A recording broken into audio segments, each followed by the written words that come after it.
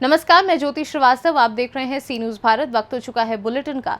Bulletin में खबर बदायूं से है, जहां एक सप्ताह पूर्व लापता हुए युवक का शव खेत में पेड़ पर लटका मिला। आगे खबर मोतिहारी से है, जहां लोकसभा चुनाव की तैयारियों को लेकर जदयू कार्यकर्ता सम्मेलन एवं प्रशिक्षण कार्यक्रम का किया गया आयोजन। साथ ही अगली खबर पालघर से है, जहां तेज रफ्तार पिकअप ने सड़क पर चल रहे दो छोटे भाई बहनों को कुचला। हादसे में दोनों की मौत। इन तमाम खबरों पर विस्तार से करेंगे चर्चा। नगर के मोहल्ला शहबाजपुर से एक सप्ताह पूर्व लापता युवक का शव मोहल्ले की सीमा पर स्थित एक खेत में पड़ा लटका हुआ मिला। मौके पर पहुंची पुलिस ने मृतक के शव को सील कर पोस्टमार्टम हेतु जिला चिकित्सालय भेज दिया है। जानकारी के मुताबिक नगर के मोहल्ला शहबाजपुर निवासी भगवान दास 24 जून को एक सप्ताह पूर्व सुबह घर से निकला था। देर शाम तक वापस नहीं आया तो परिजनों को चिंता हुई और उन्होंने इधर उधर मोबाइल के माध्यम से सूचना लेकर जानकारी जुटाई तो पता चला कि उपरोक्त भगवान दास वहां भी नहीं पहुंचा है, जिस पर परिजन किसी अनहोनी की आशंका के मद्देनजर थाना कोतवाली सहसवान पहुंचे। 28 जून को लापता हुए भगवान दास की माता रामप्यारी ने भगवान दास की गुमशुदगी की सूचना दर्ज कराई थी। सूचना देने के बाद परिजन दूरदराज के जंगल में तथा संवेदनशील स्थानों पर लापता भगवान दास की तलाश में जुट गए। शनिवार को दोपहर में लापता भगवान दास के परिजनों को सूचना मिली। शहबाजपुर के जंगल में एक पेड़ पर युवक का शव लटका हुआ। परिजन तत्काल मौके पर पहुंचे तथा पेड़ पर लटके हुए शव को लापता भगवान दास का पाकर मौके पर ही परिजन दहाड़े मारकर रोने लगे। मामले की जानकारी तत्काल थाना कोतवाली पुलिस को दी गई। वहीं पुलिस का कहना है कि परिजनों की तरफ से अभी तक कोई तहरीर नहीं मिली है। तहरीर मिलने पर मुकदमा दर्ज कर कार्यवाही की जाएगी। बदायूं से सी न्यूज संवाददाता ओमवीर सिंह राठौर की रिपोर्ट। मामला जिले के बिसौली तहसील क्षेत्र के एपुरा गांव का है, जहां गांव के समीप मेरठ प्रयागराज गंगा एक्सप्रेसवे का निर्माण कार्य चल रहा है। इसी निर्माण कार्य के दौरान मिट्टी खोदी जा रही है, जिससे हाईवे के आसपास कई गड्ढे हो गए हैं। इन गड्ढों में बारिश का पानी भर गया है। आज एपुरा गांव निवासी फुरकान पुत्र तस्वीर अली तथा यामीन पुत्र शफी अपने खेतों पर धान की रोपाई करने जा रहे थे। इसी दौरान हाईवे के लिए बनाई जा रही पुलिया के पास जाकर फिसल गए और गड्ढे में डूब गए। वहां मौजूद लोगों ने शोर मचाकर ग्रामीणों को इकट्ठा किया। ग्रामीणों द्वारा गहरे गड्ढे से दोनों बच्चों को 2 घंटे रेस्क्यू कर कड़ी मशक्कत के बाद बाहर निकाला गया, जहां डॉक्टर के पास दोनों बच्चों को इलाज के लिए भर्ती कराया गया, लेकिन डॉक्टर ने दोनों बच्चों को मृत घोषित कर दिया। वहीं दोनों बच्चों के परिजनों का रो रो कर बुरा हाल है। वहीं घटना के बाद परिजनों ने ठेकेदारों के खिलाफ जमकर हंगामा किया।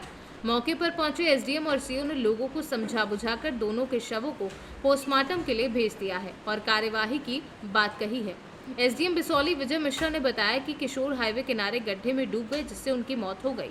दोनों के शवों को कब्जे में लेकर पोस्टमार्टम को भेज दिया गया है। पहले भी एक बच्चे की मौत हो चुकी है। इसमें घोर लापरवाही सामने आ रही है। ठेकेदार के विरुद्ध वैधानिक कार्यवाही की जा रही है। कल्लू ये गड्ढे में गिर गया, हाईवे गड्ढा है इसमें। फिर क्या, हम तो घर फोन पहुंचा तो आए तो इसमें तो डूब, मैं भी बच गया डूबने से। मैं घुस गया और जल्दी से घर अपने बच्चे के चक्कर में। खेत तो बच्चे तो आएंगे खेत में घूमने। तो करीबन 14 फुट होगा, 14-15 फुट है। ये हाईवे वाले ने ठेकेदार ने करवाए, ठेकेदार ने करवाए होंगे। अधिकारी कोई नहीं आया है।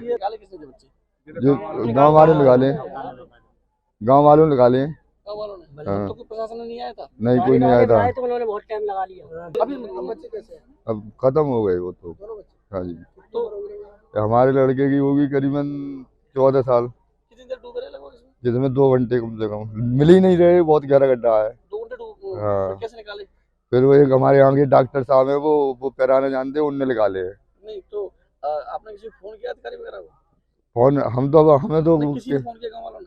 गाँव वालों ने करा होगा, हमें तो पता नहीं। तो अभी आए जो लोग आए, अधिकारी जी, हमारी गाड़ी आई 2 घंटे तक कुछ सूचना देकर कोई आए नहीं ना। बाद को आए, निकल गए, बिसौली पहुंच गए, तब आई ये गाड़ी। ऐसा हुआ है गंगा एक्सप्रेस के लिए खोदे गए गड्ढों को लेकर, इसमें क्या कार्रवाई की जा रही है, क्या मामला था सर? इसमें 27/6 को एक बच्चे की डूब के मृत हो गई है और 1 जुलाई को आज 2 बच्चों की डूब करके मृत हो गई है। एक नसरौल की घटना है, दूसरी घटना आयपुरा गांव की है। बच्चों की डेड बॉडी को पोस्टमार्टम के लिए भेज दिया गया है। इनको जो भी दैवीय आपदा के अंतर्गत 4 लाख रुपए के अनुदान दिलाया जाएगा। और ये गंगा एक्सप्रेसवे का निर्माण करने वाले ठेकेदारों की घोर लापरवाही का द्योतक है। उनके द्वारा इन गड्ढे तो खोद दिए गए, उसमें पानी भर गया, बरसात का मौसम चल रहा है, परंतु गड्ढों के पास कोई ना जाए और उसकी कोई आदमी उसमें डूबने से उसकी मृत्यु ना हो, इसके लिए कोई भी उनके द्वारा ना तो बैरिकेटिंग की गई, ना कोई सुरक्षात्मक उपाय किए गए हैं, ना कोई संकेत चिन्ह लगाए गए हैं कि यहाँ पर इसके पास में न जाए। और इनकी लापरवाही के कारण ये घटनाएं हुई हैं। इनके विरुद्ध जो है कार्रवाई की जा रही है। बदायूं से सी न्यूज़ संवाददाता ओमवीर सिंह राठौर की रिपोर्ट। मोतिहारी में जदयू कार्यकर्ता सम्मेलन एवं प्रशिक्षण कार्यक्रम का आयोजन एमएस कॉलेज में आयोजित किया गया।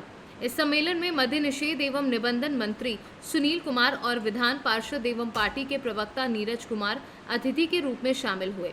कार्यकर्ता सम्मेलन में नेताओं ने लोकसभा चुनाव की तैयारियों में जुट जाने और केंद्र सरकार की वादा खिलाफी के बारे में लोगों को बताने की अपील की। कार्यकर्ता प्रशिक्षण कार्यक्रम की अध्यक्षता जिलाध्यक्ष मंजू देवी ने की। इस मौके पर मंत्री सुनील कुमार और पार्टी प्रवक्ता नीरज कुमार ने केंद्र सरकार से कई सवाल पूछे। साथ ही पत्रकारों को संबोधित करते हुए लखीसराय में केंद्रीय गृह मंत्री अमित शाह के नीतीश कुमार के बारे में किए गए संबोधन पर आपत्ति दर्ज की।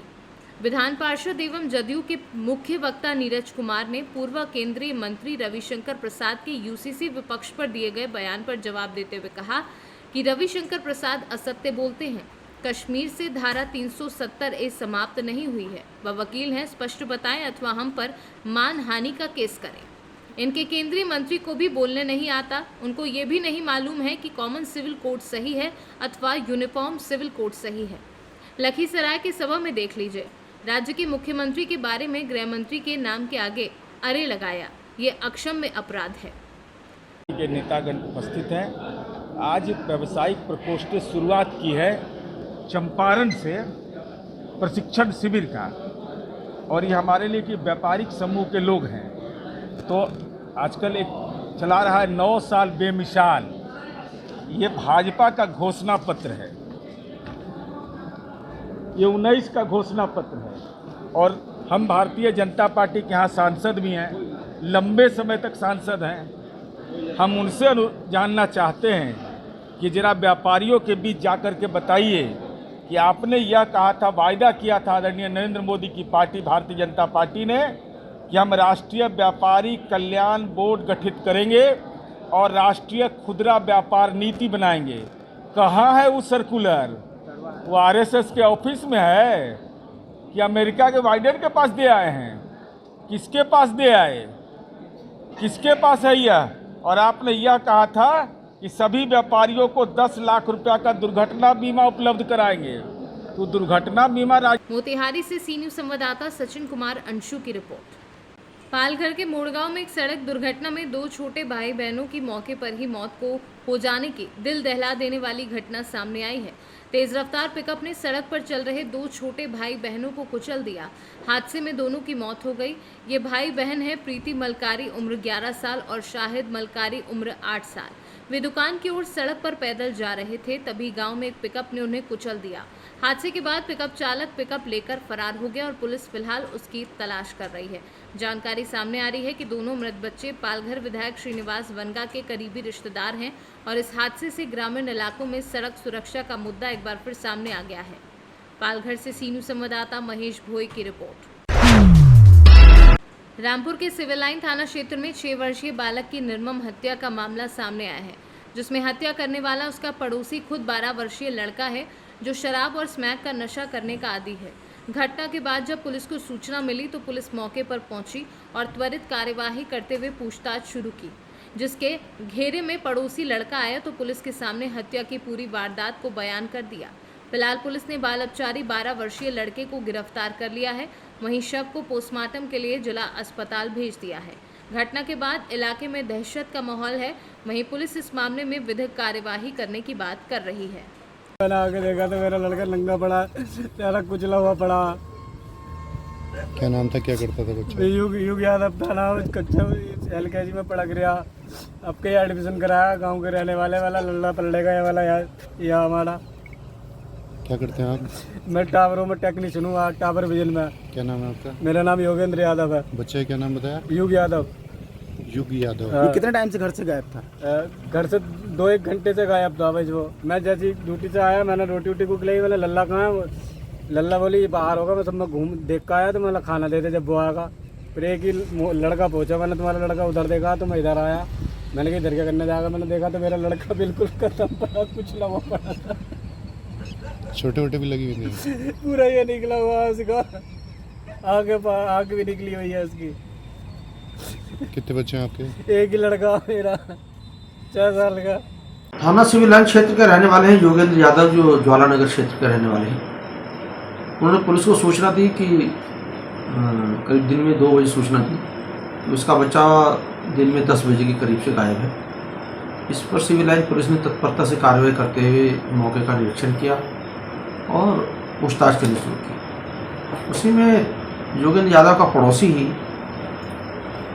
जिसकी उम्र 12-13 साल है, उस लड़के से पूछताछ जब पुलिस ने की तो उसने कहा कि मैंने इस योगेंद्र यादव के बच्चे को, जिसकी उम्र 6 वर्ष है, जिसका नाम युग यादव है, उसे मारकर हाईवे के किनारे पेट्रोल पंप के पास गड्ढे के पास फेंक दिया है।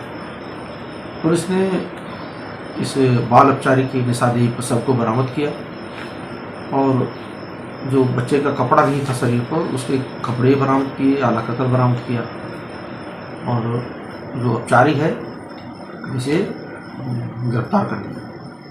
ये अपचारी शराब पीने का आदी है और स्मैक वगैरह पीता है। इसकी उम्र कम है लेकिन इस तरह के व्यसन में पड़ गया है। तो बच्चा है युग यादव, इसके का पोस्टमार्टम के लिए सब भेज दिया गया है और विधिक कार्रवाई की जा रही है। रामपुर से सी न्यूज़ संवाददाता साजिद खान की रिपोर्ट। फिलहाल इस बुलेटिन में बस इतना ही। देश दुनिया की तमाम खबरों को जानने के लिए आप देखते रहिए सी न्यूज़ भारत।